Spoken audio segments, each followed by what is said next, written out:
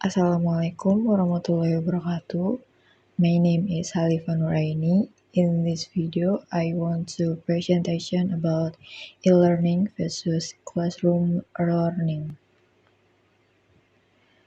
E-learning is an abbreviation of electronic learning, which is e-learning process that use electronic media, especially the internet, as a learning system.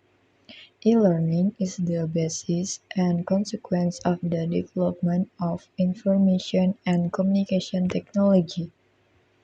E-learning is an electronic-based learning process. One of the media used is a computer network. Thus, it is possible to be developed in web form. Presentation of web-based e-learning can be more interactive. Also, not directly face-to-face. Lecture discussion forums can be done and online and in real time. Where the e-learning system does not have access restrictions.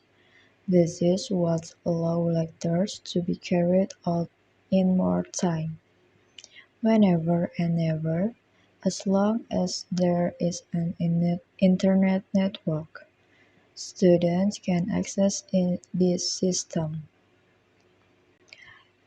E-learning was created to overcome the limitation between educators and students, especially in terms of time, space, condition, and circumstance. Through e-learning, educators and students do not have to be in one dimension of space and time.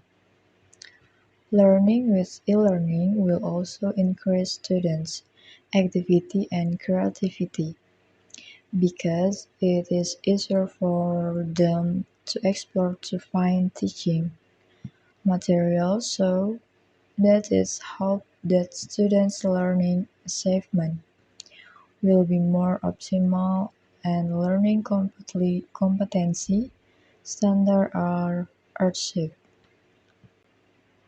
The advantage of using e-learning include is save time in teaching and learning process, reduce travel costs, save on education costs, expand a wider geographic area, train students to be more independent in gaining knowledge.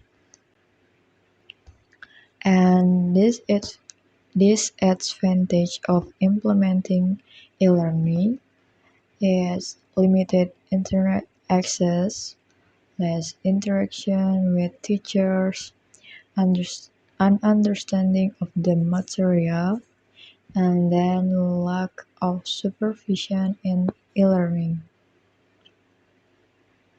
And next, classroom learning. Classroom learning, integration between learning activities by students and teaching by teacher in the classroom.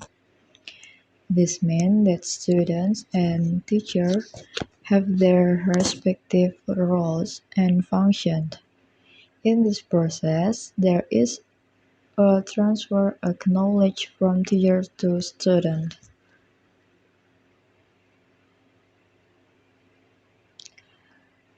Classroom teaching and learning activities are a form of activity carried out in the classroom by requiring high concentration and full attention. Ideally, students can accept and knowledge conveyed by the teacher. However, the reality is not that easy.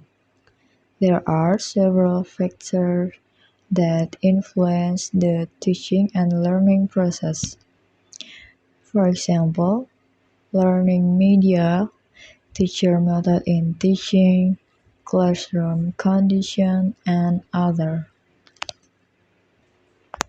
Advantage of classroom learning is the teacher can fully control the class and teacher can deliver word lesson, develop mutual respect for the opinions of others, broaden horizon, class mystery become easy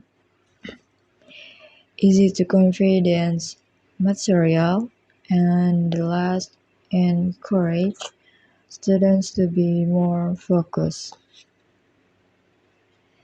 Disadvantage of classroom learning is students become passive, the learning process is boring and students are sleepy, and it's hard to find friends who can work together.